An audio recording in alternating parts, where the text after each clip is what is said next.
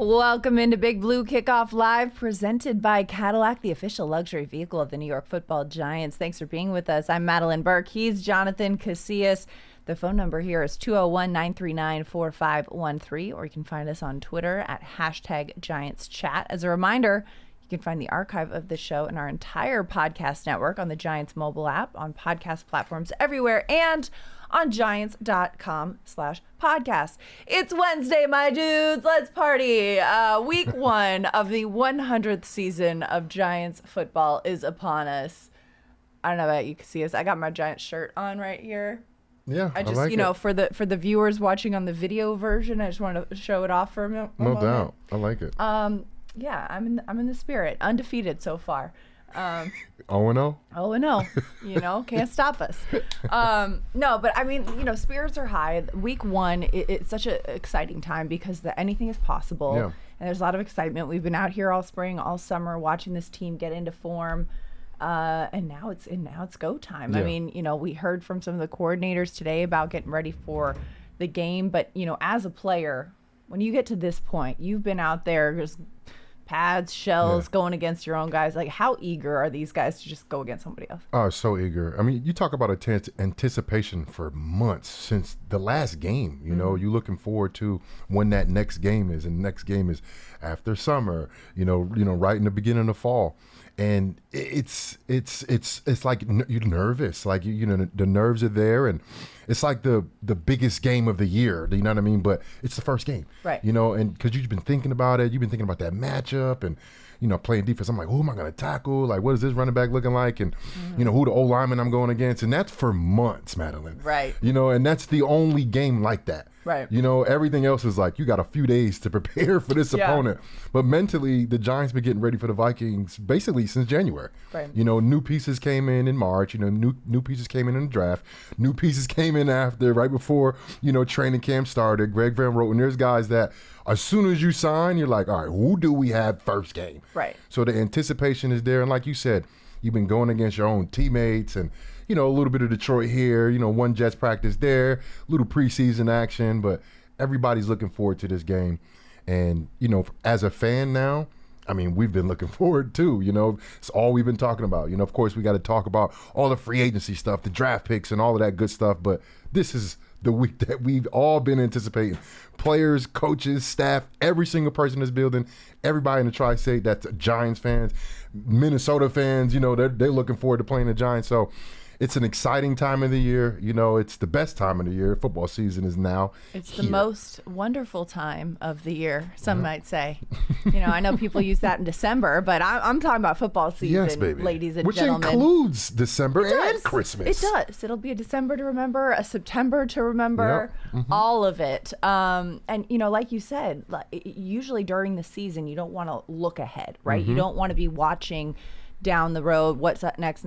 But this game, this is the only game on the plate for a while, and Giants and the players and the coaches and all that have been preparing for this. I know the coaching staff was very deliberate of saying, okay, we wanted to be mindful of not putting too much too soon. So they really focused on the install of Giants scheme, Giants football, up until really this week when they started saying, okay, let's start really diving into scouting Minnesota. But a lot of the veteran players on this team had been taking it upon themselves to dive in. And even some of the younger guys, too. Deonte Banks, Giants cornerback, was talking about how he is just chomping at the bit to go up against Justin Jefferson, a guy who just signed a huge $140 million contract this offseason, incredible wide receiver for the Minnesota Vikings. And he's like, I'm ready. I'm excited for this matchup. He's been zeroing in on that, too. Having this much preparation, I talk about it as a fan, for example. This time of year for fans is about getting ready for the season and about fantasy football drafts. Yeah. And one thing that I think happens with fantasy football drafts is if you overanalyze it, if you overthink it, if you research it, you could think yourself into a hole and do that. Is there ever a situation in which you're overthinking it, or is it just prepare? Yeah, you can overthink it. You can be like so hype about a matchup, like a Banks versus, Justin Jefferson week 1 matchup. That's a huge matchup, It's a huge especially one. you talk about, a second-year corner who had a pretty decent rookie year. Who's looking to prove something? Definitely. And Justin Jefferson is the best wide receiver in football. They paid him rightfully so. The guy is spectacular. Another LSU receiver that just had success right away. But it's looking at the Giants, you talked about them focusing on themselves, and they have a new defensive coordinator in Shane Bowen, so the turnover, it's like cover 2, still cover 2, cover 3, but there's little tweaks here and there where you have to align certain ways, and then red zone, like everybody red zone defense is different. So the terminology probably a little bit different than what they're used to. Most of the concepts are basically the same, but you still have to adapt because there are certain things that happen and they could be crucial in certain situations. If you're still running cover 2, from Wink Martindale, and it's a little bit different, that little bit's going to show up every now and again. Yeah. And it could be very costly. And then also on offense, Yeah. Dayball's, the man in charge, he's calling the calls, he's calling the plays. And it's exciting to see what that looks like, and I think we all understand the Giants need to be vertically, down the field on offense. Like, you have the weapons to do that now. Yeah. Daniel Jones has a good arm to get the ball down the field. I think he's really good in intermediate between the hashes. Let's see what he looks like with this Dayball calling the plays now, because I think Dayball is going to just be in attack mode. Right. And I'm excited to see what this offense has. You got a talented young wide receiver core led by, what year is Slayton in, 6th or 7th? 6th year. Great deep ball threat, very consistent wide receiver, and you have a whole bunch of young players. The potential is there. I'm excited to see what it is. Happy birthday, Devin Singletary, if I'm not mistaken, Yes, right? Tuesday was his birthday. Happy birthday. Excited to see what he looks like, because he's a guy that has been nothing but consistent since he's been in the NFL. And as you can see, I'm so excited. I'm not even talking about the defense yet. I know. And that's the most exciting thing when you think about Burns and Banks and, even Kayvon. Kayvon, Dex. Tyler Nubin, the newcomers, Dexter. If he can return to, look, I think last year he was great. One of the best players in the league. I think in 2022, he was the best player in the league.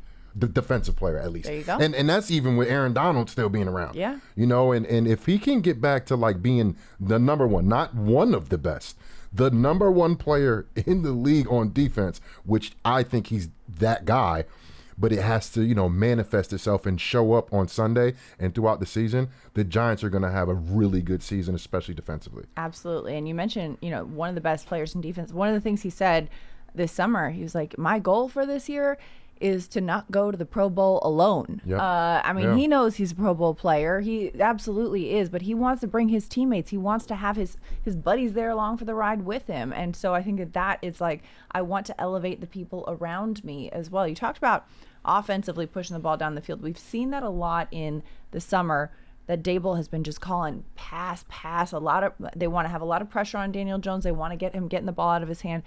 They want to get him used to that and comfortable in that again, because of course, coming off that ACL, there's a lot to consider there, and we want to make sure that he feels good in his body and good with the protection behind this offensive line. The defense also, Shane Bowen, that's a really great point about the change in terminology, because with the new coordinator, as the scheme shifts, it's not going to be as blitz heavy. It's still going to be an aggressive scheme, but you're right, it is a different terminology, and what they call this, somebody may call that, and it could get tricky. Interesting thing, though, is Giants brought back Adoree Jackson this week.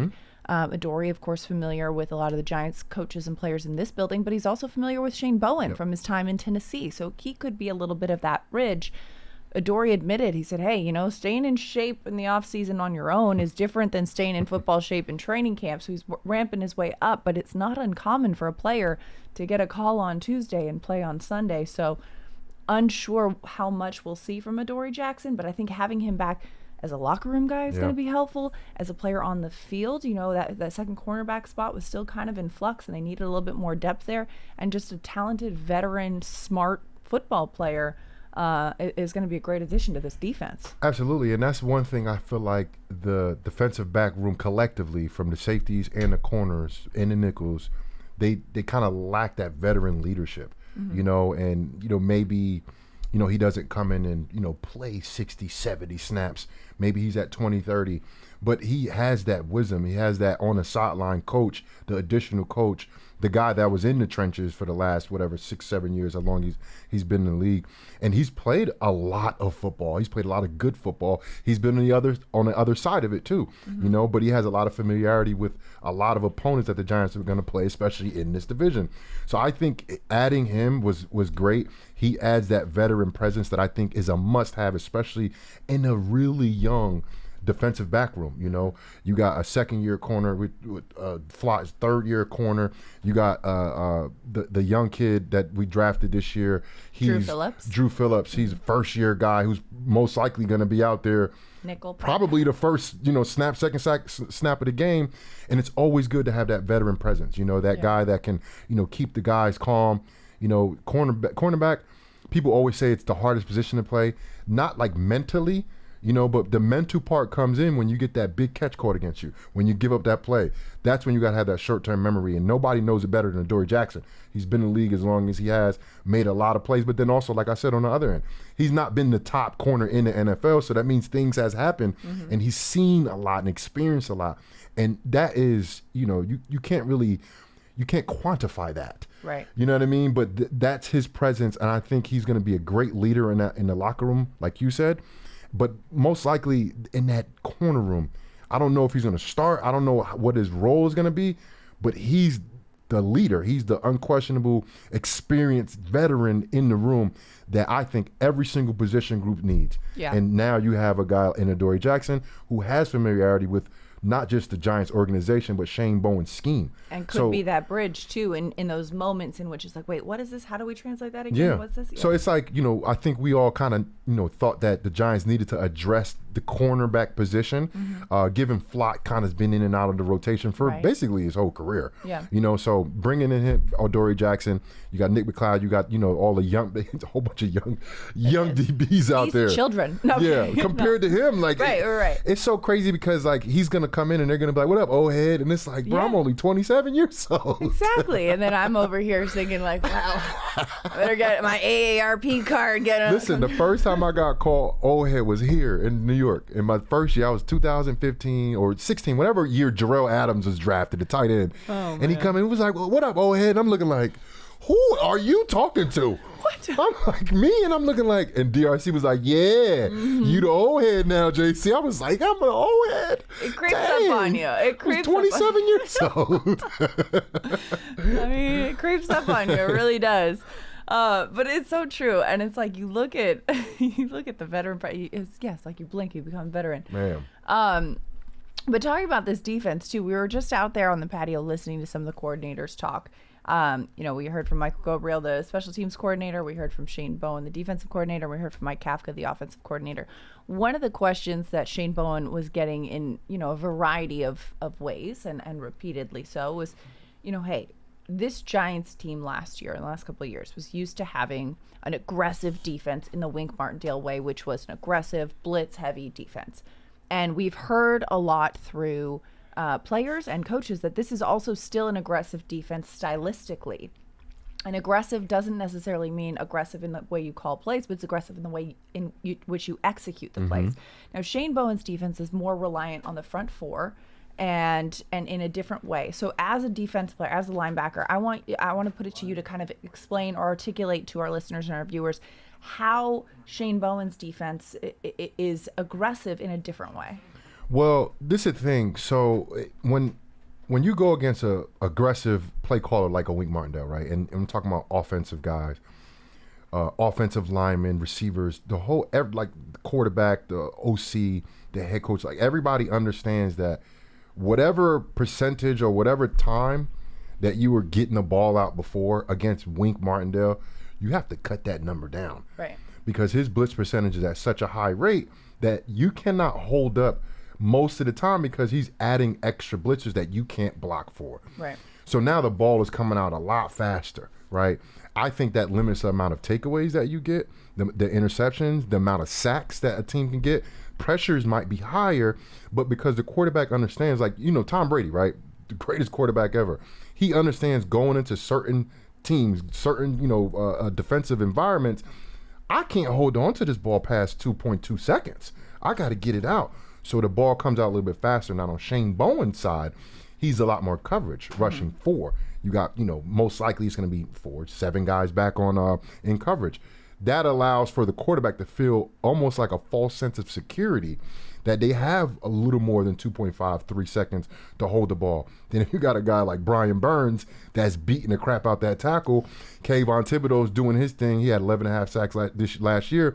I think with the addition of Brian Burns into this defensive scheme, a dominant one technique in Dexter Lawrence, a young pass rusher in Elijah Chapman, let's see what he can do as a standout rookie, undrafted kid that's going to be playing. Track meet running down a running back. That's going to be playing a lot in this defense.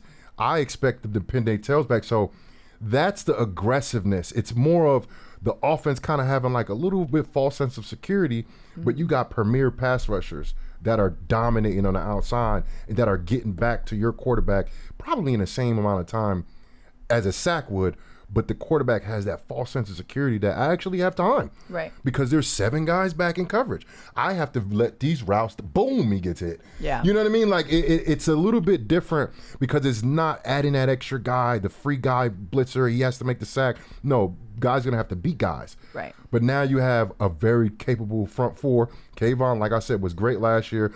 Numbers-wise, he wasn't like the most standout, but he was consistent. He played over 90% of the snaps, which is almost like rare in the NFL nowadays, especially for pass rushers that are supposedly like premier pass rushers. A lot of those guys around the league, they play 50% of the snaps, 70% of the snaps.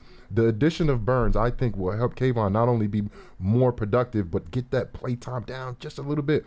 Azeez Ojulari, other guys, pass rushers that are going to get mixed into the loop because you don't just have one guy. Right. You have multiple guys. So I'm expecting the Shane Bowen's defense to be a little bit more, when I say less aggressive, I'm just talking about the blitzing aspect of it. But I think the number of turnovers will increase, especially early on in the year. Right. When that, like I said, that false sense of security where quarterbacks just think they have time. But like I said, you got at least one premier pass rusher and a really good pass rusher on the outside, and then the best defensive tackle in the game, both against the rush and the pass, right in front of your quarterback. Yeah. And that's the number one thing. These great quarterbacks that we see, they do a great job in stepping up in the pocket. You know who's right in front of them when they do that here in New York?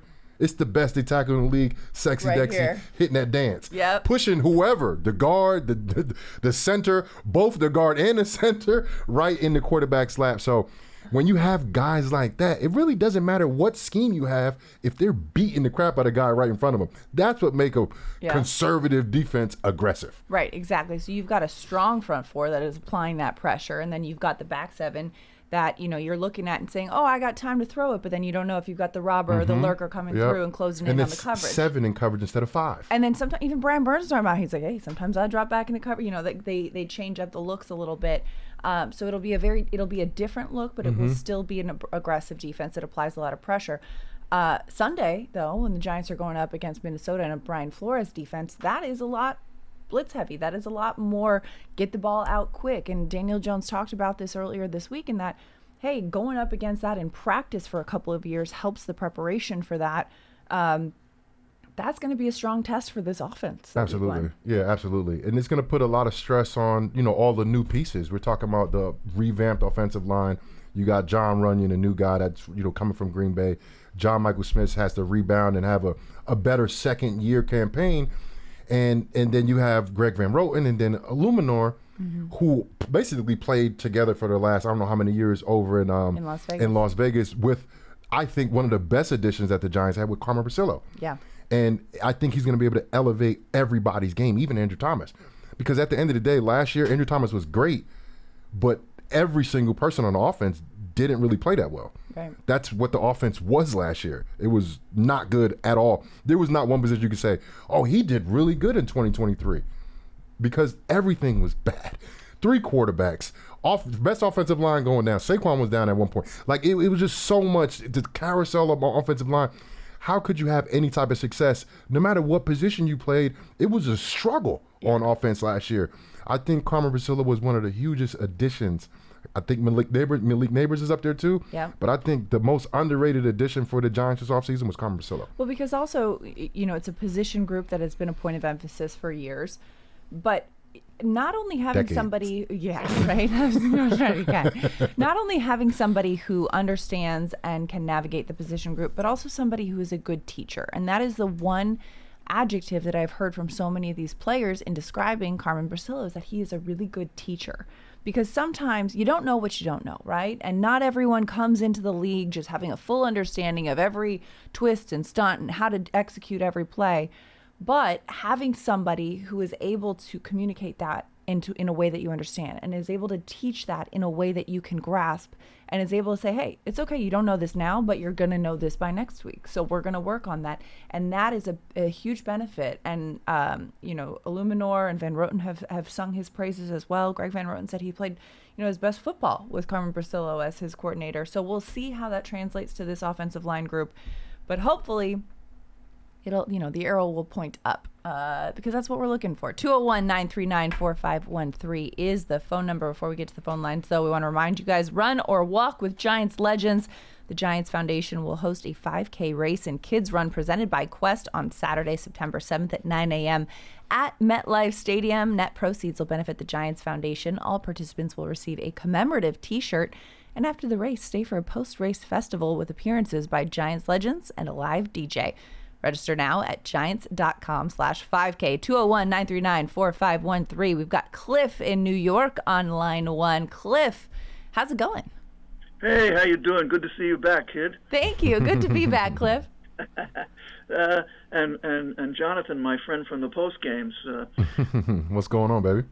I wanted to talk about depth, but before that, with Schmelk the other day, I was trying to remember the name of a guy he had on the huddle right after the draft, and I had the name wrong. It was Jeff Risdon, and the reason I brought it up was because he had this summary about Daniel, which was the best I had heard altogether, which was that the way things went last year, but I take it past last year. Obviously, he was talking about last year. But I think it goes for Daniel's whole career. You can't evaluate a quarterback in that situation. It's not like how good he did. It's like you just can't do it. You don't know what you've got when in the best way to summarize it. You're hit on the second before you have the second step on your drop.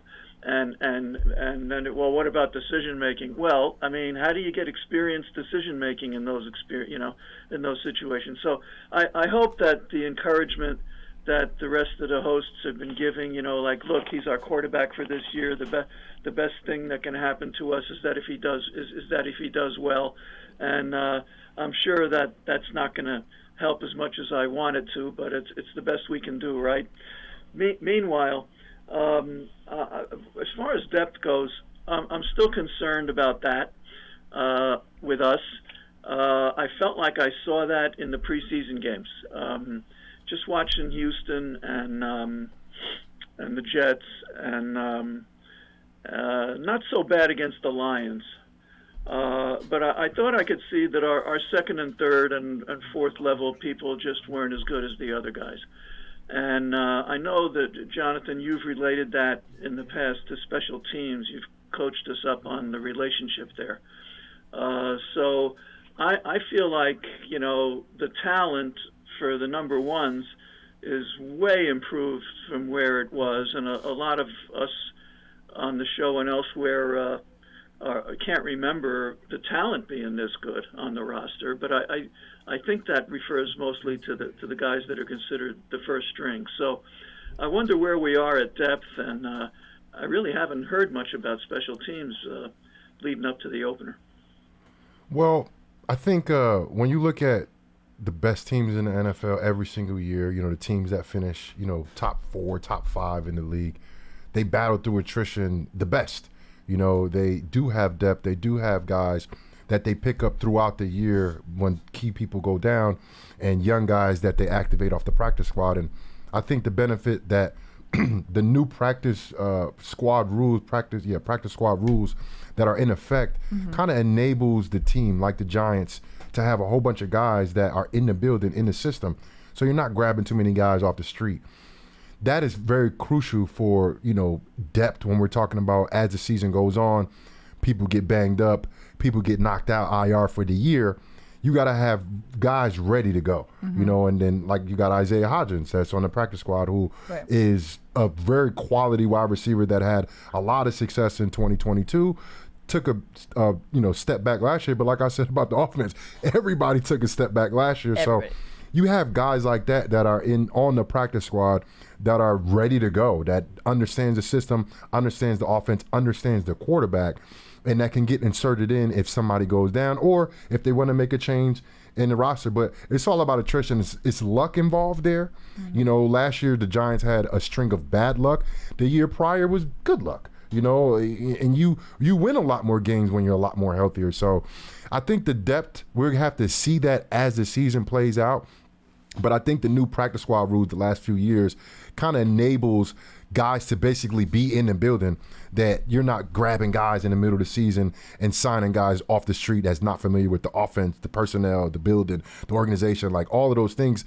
Those things matter, and I think the Giants have been doing a good job in not letting those guys walk, keeping those guys on the practice squad, like Isaiah Hodgins, like Turbo, the guys that are on the practice squad. I don't know exactly who's on the practice squad, but is it filled yet? Do you know if the number is filled quite yet? Yes, I believe they're at their 16. Yeah, so that's a huge number. Yeah. And those guys, they're in the system, and those guys are going to be the first guys that are up from, the initial 46 to 53 guys that are active on game day. So we have to see. It's a kind of a hindsight type of situation, because if the Giants, get 2-3 guys hurt this year, that's really good. Right. You don't have to activate too many guys, but if you have what you had last year, you had the carousel among the offensive line, you got 3 quarterbacks going down, which is like insane. That's an anomaly. Like that thing, hopefully it never happens again in any organization, but definitely not here.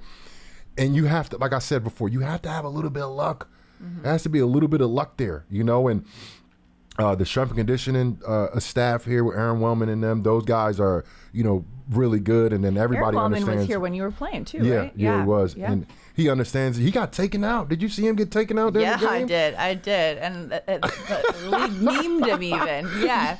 He stood up and smiled. He was like, I'm good. He's tough. And Dable even said, he's like, this Aaron Wellman's not a guy who smiles that much, but he was just like, all right, I'm good. My fault. I had to do a little segue about that. But it's so many different factors that are considered. But I think really comes down to like a little bit of a luck type situation, It is luck. And Cliff also too, like you said, depth is a point of emphasis in any team. And there's always going to be positions in which you're stronger and positions in which, it's a little bit more shallow of a pool. And it's not just with the team, but it's also within the league. It's not like you've got, Pro Bowl corners just sitting on their couch all over the place, whatever. If that was the case, it'd be like, you get a contract and you get a contract and whatnot. Sometimes it takes, we're going to take the guys we got and get the best out of these guys, and also trying to say whatever our weaknesses in certain positions we can make up for in others in which we've got strengths. Correct? Yeah. Well, I was just thinking, in that regard, it was would there really be offensive coordinators against us who would look at us starting Nick McLeod at a corner and lick their chops? I mean, the guy seems like a capable player. I mean, maybe not as good as Adoree'. I mean, is there that big of a drop-off? Well, we have to see. We have to go out there. We have to see. Every year is a different year. Some corners have really good years. Like, we're talking about the top corners in the league, right? They're not, like, consistently great every single year. When I say that, Gilmore, right? Gilmore is a Pro Bowl, all-pro type of guy. He's had great years, and then the year after, he maybe not had that great of a year. Yeah. Which is why he was able to sign with Minnesota from Dallas. Right. And offensively, they look at, where the matchups are. So for me, I don't really see the Giants having a corner that doesn't, like, you got a Justin Jefferson coming in. Then you have McLaurin, right, week 2, the Commanders. And first of all, every team has a top wide receiver. Right. Every team, if the other team doesn't have like that prime, premier, all-pro type of corner, they're going to think they have advantage. Because that's how the offenses are now, in the league. And they're looking for all of those matchups that they can exploit throughout the game, given that the different schemes, the different formations, the different personnel groups that they have. So I don't want to say they're just looking at, the defensive back room saying like, oh, yeah, we're going to be able to, isolate these guys or whatever. That's what they do on a consistent basis. So it's not just the corners you got to worry about. It's the linebackers that are in coverage. It's the safeties that are in coverage. And, as of right now, the Giants are young. They have a lot of talent, but a lot of unproven guys that will be playing early. So guys will be tested, Cliff. And look, I expect, just like I expected Banks to at least get, I wouldn't say struggle, but baptized, to a certain extent, because there's a lot of guys that he's going to play that has 5, 6, 7 years of experience, 1,000-yard receivers, double-digit touchdowns that he's going to have to cover probably by himself throughout a lot. Will he win those most of the time? Probably not, because these guys been doing it for so long. You understand what I'm saying? Like, it's hard, but what you can't do is allow like that one play to let it beat you, and you got to go out there and keep competing. And that's what I saw from Banks last year. It didn't matter what happened to play before. He's going to go attack that next play like it's a new play. And that, for me, is the promise that I see with a kid that has worlds of athleticism, worlds of talent. And then also Flott, too. Flott's the same type of way. He just hasn't been on the field to really show us during the regular season. But there's promise there. But you got to believe they think, especially Minnesota, they think they have an advantage anytime somebody lines up against Justin Jefferson. Because he is the best receiver in the league. Yeah. And you should be thinking that way. So. Yeah. Well, one more thing, if I can remember what it was. Sorry, I'm so long-winded on my response. I got things to say today. Well, a couple of things. First of all, I think it was real smart of Adoree to let Drew Phillips have his number, because when Drew Phillips makes a lot of great plays, a lot of people are gonna think that's Adoree, number 22. So that was smart. Question I had about the MVP voting in the NFL. Is it like in baseball where you can see the top 10 vote getters based on who got the most firsts, seconds, and thirds, and you see like the top 10 that way? Do we have that opportunity with the NFL? I've never seen it. Pearson, do you know about that? I don't think so. I believe so, but I'm not certain. I know they know. Well, they have like the top three. I know that. Right? Yeah. I don't know that we see the entire breakdown of the ranked choice votes and all that, but I know that there is. Like first place, second place, third place, right? Yeah, like how many? Yeah. I don't know. But at least is there like a ranking of how they finished totally? I mean, regardless of how it's done. Unclear. Yeah, I'm not really certain. Might be a whole bunch of subjective ones out there, what I'm getting at is that I have a prediction. Okay. All right. Which is that somewhere, if there's a top 10, I think Daniel Jones is going to be in it. Wow. Okay. Cliff That'd predicting Daniel Jones top 10 of the MVP votes in 2024. That's it. All right. I don't predict records like I did last year with my 12-5. Nobody got on me for it. All right. but I did have Dexter for his breakout year, so I'm looking for Daniel and really pulling for the man. Well, your lips to Roger Goodell's ears. Cliff, thanks so much for the call. Have a great one. I want to remind you guys, it's free and open to the public. The Giants Fan Fest will take place on Friday, September 6th, presented by Wendy's at MetLife Stadium. Doors opening at 5 p.m. We'll celebrate 100 seasons of New York Giants football with a ceremony honoring the top 100 Giants, plus autographs and panel discussions by Giants legends, historic displays, photos with the Lombardi trophies, and an incredible drone light show and fireworks show to end the night. Get your tickets now by visiting giants.com/fanfest. 201-939-4513 is the phone number. We go back to the phone lines. JJ in Connecticut, you're on the line with Casillas and Madelyn. What's up, JJ? Hey, Madelyn, how you doing, Jonathan? First off, I just want to start off by saying I'm a first-time caller, a long-time listener. Welcome. Jonathan, I just want to say thank you so much. I was there that first the first practice game against the Lions, and you signed my football. I just really appreciate that. No doubt, man. the one thing I really wanted to get across is we got to really pull for Daniel Jones this year. Like, Daniel Jones, I don't see anything besides him. I think with this year, and I don't see us being in the top 10 for draft this year. I don't see any quarterback landing to us. I think Daniel Jones is going to be our guy that we have to stand behind and ride with. I'm not seeing anything in free agency either, so I'm really pulling. And the one thing I really want to ask for you guys is the corner situation. That's the thing that's been getting me worried pretty much throughout the whole entire off season, from last season to this season. I think that Dory Jackson coming back is going to help us. I'm a little worried about Deonte Banks. I love the draft pick. I loved it when he was first there. But watching him this preseason, watching him last season, he's very handsy. It got me worried a little bit when it comes to penalty-wise. Like, do you think he's going to be a penalty magnet this year with the way that he plays? I just kind of wanted to hear you guys' opinion. I think possibly Dory Jackson might have a shot for that number 1 spot. Put Banks on number 2 to learn a little bit. He's got some tough competition with guys like Jefferson, CD, and all those other good wide receivers are going to be facing, like Jamar Chase. So I just wanted to hear your guys' opinion on that. Well, look, cornerback is a very tough position to play, like we've been saying a couple times already today. But there's no way to predict that. Some referees are a little bit more, focused on the hands-on, stuff like that. But hopefully he learns from his rookie year, because I think he did have a good amount of penalties in terms of like illegal hands and holding and even PIs.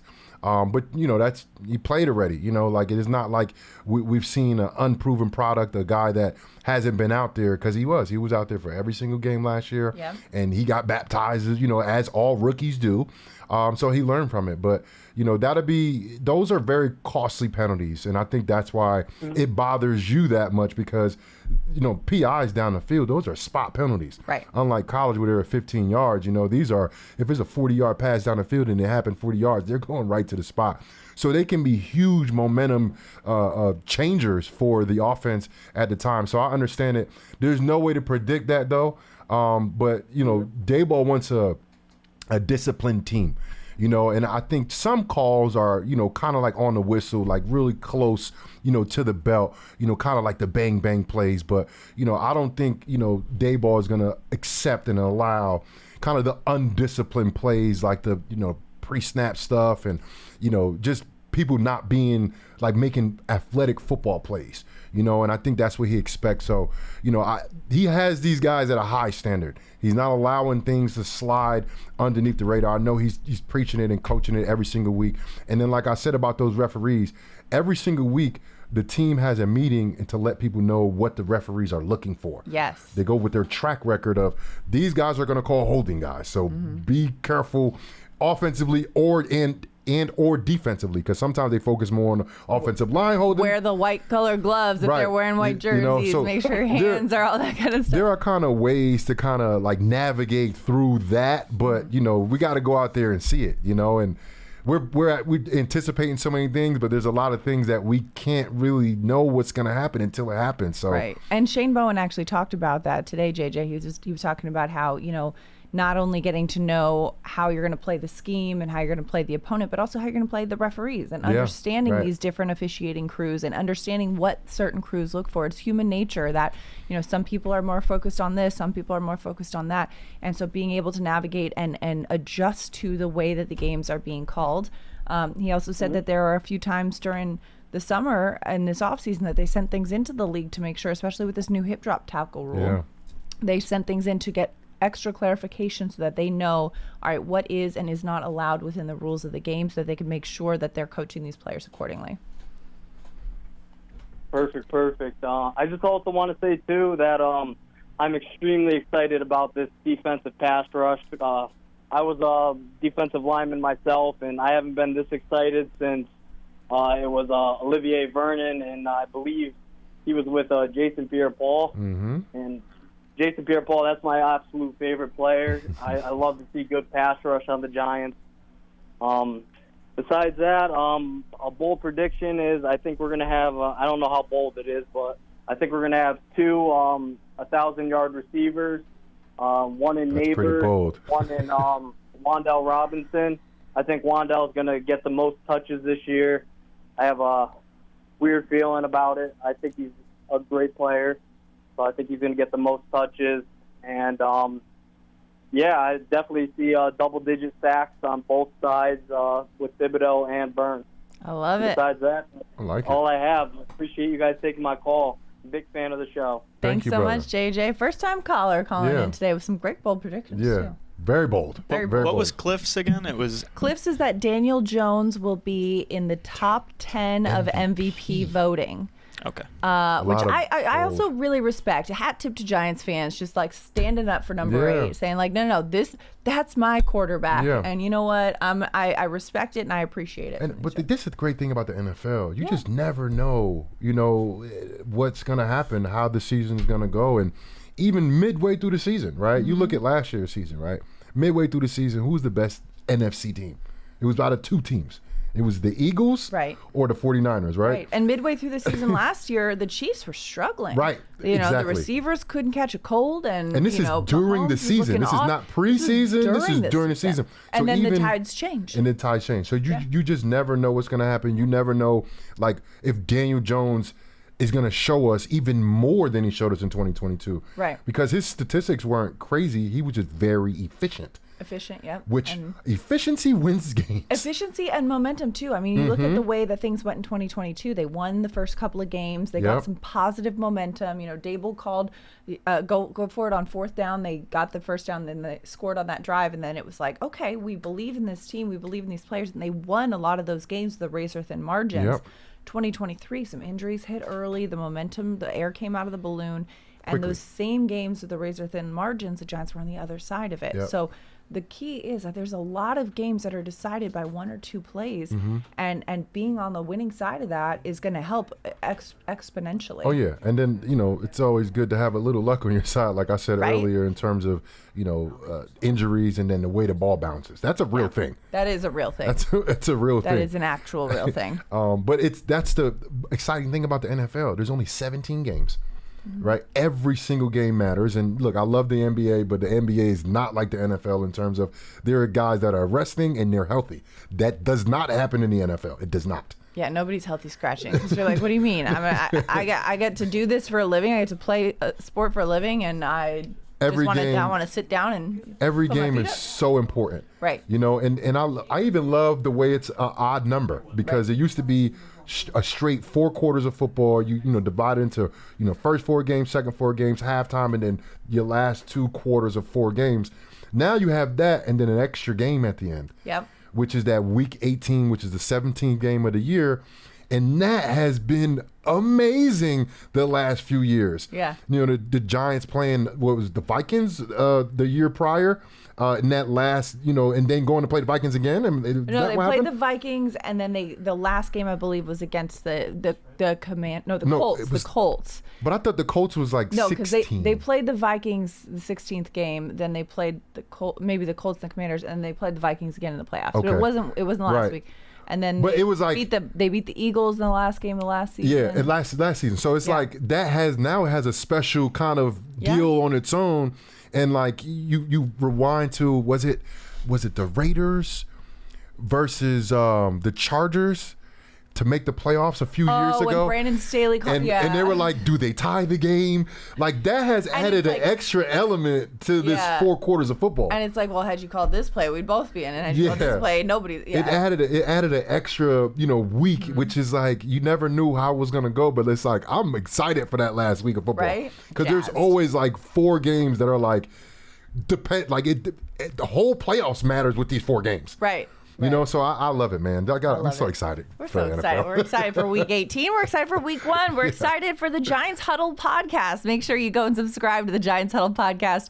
It features long form interviews with Giants players, coaches, and front office staff, past and present. Plus, hear from the best analysts covering Big Blue and the NFL. Search for Giants Huddle and subscribe on your favorite podcast platform, or go to giants.com/podcast. And don't forget, if you're on Apple Podcasts, leave a 5-star positive review for all of our Giants podcasts. Plus, Giants fans, take your fandom to the next level with a season ticket membership. Stay connected to the club all year round, not just on game days.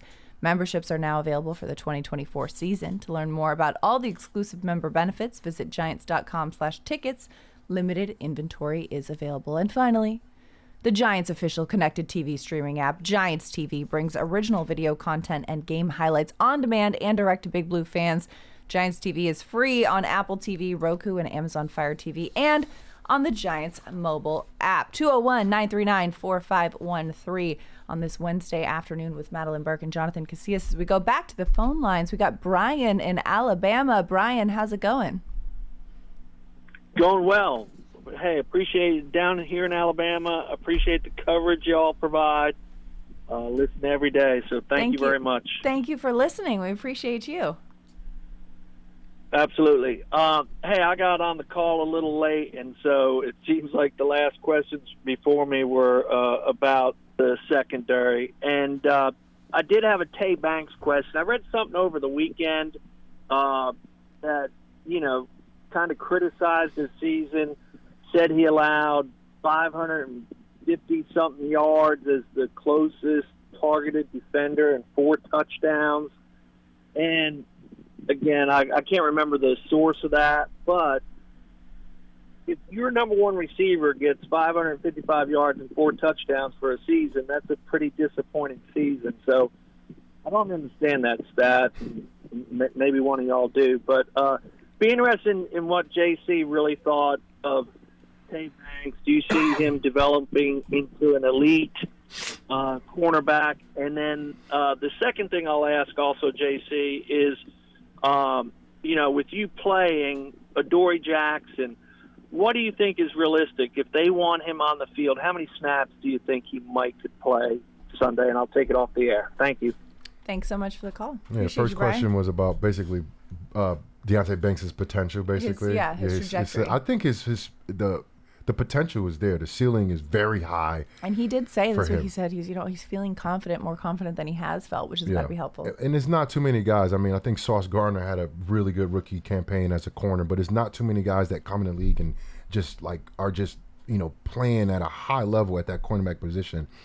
People don't understand the mental game that comes in to play when even the cornerback, where it's like you don't really have to be like as much as mental as like a middle linebacker, but it's so much that goes into it. And the curve from a college corner to an NFL corner is very steep.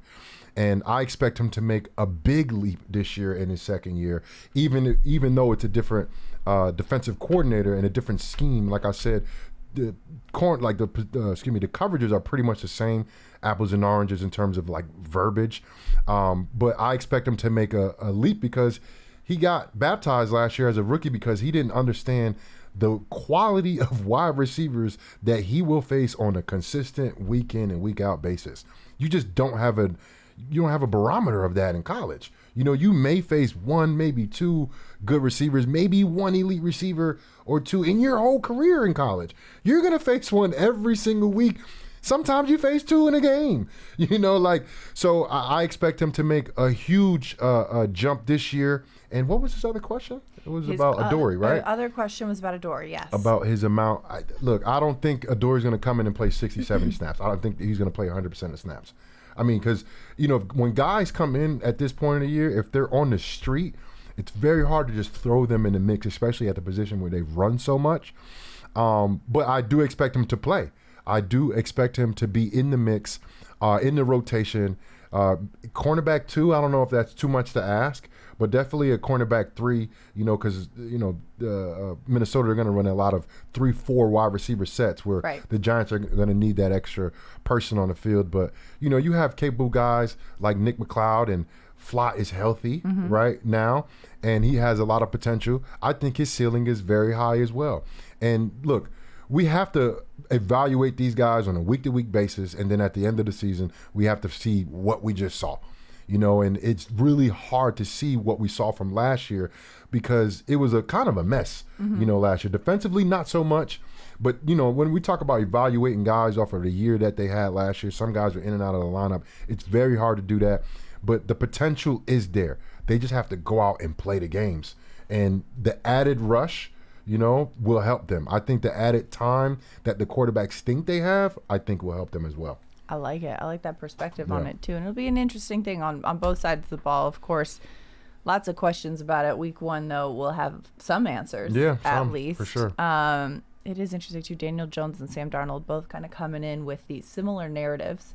Sam Darnold, though, former number 3 overall pick in 2018 on his 4th NFL roster. So we'll see if he has that redemption tour this season. Yeah, let's not do it. Not yet, though. Let's ease into that, Sam, if you don't mind. Week 2, maybe. Go ahead and do that. But yeah, winning builds momentum. The Giants are healthy this week in practice. Yeah. And everyone's practicing. Everyone's out on the practice field getting ready for this game.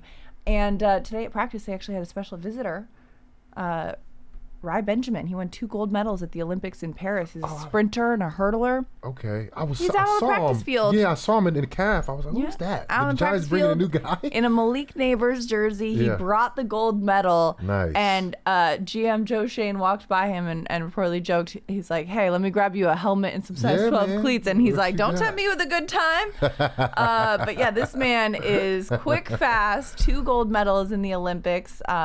Sprinter, hurdler, awesome. Track star. And so it's kind of cool, right? I mean, as a player, when you've got other elite talent from other sports or musicians or kind of coming in to inspire you, I mean, I know that this team and a lot of teams around the league do that quite frequently, where they'll bring in somebody and say, hey, I know you're a fan of our team, we're a fan of you.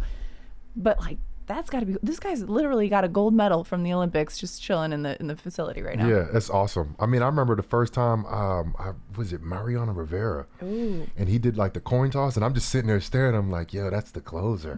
Like, that's him. Right? It's awesome being around greatness, and he brought his gold medals. It's inspiring. Yeah. A lot of people watch the Olympics, and I know the Giants, we were here, doing, BBKL or whatever, and the Giants would always have it on in the cafeteria. So I knew they'd pay attention, and you got to respect the world's greatest athletes. Right, exactly. Because I know that like Super Bowls and all that we say like world champions and all that, but I know Amani Toomer world talks champions about of what? I know the Noah Lyles quote: "World champions of what? The United States."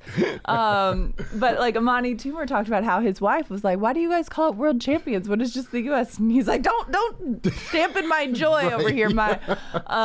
But it is interesting, and like you said, the Olympics are a legit worldwide affair.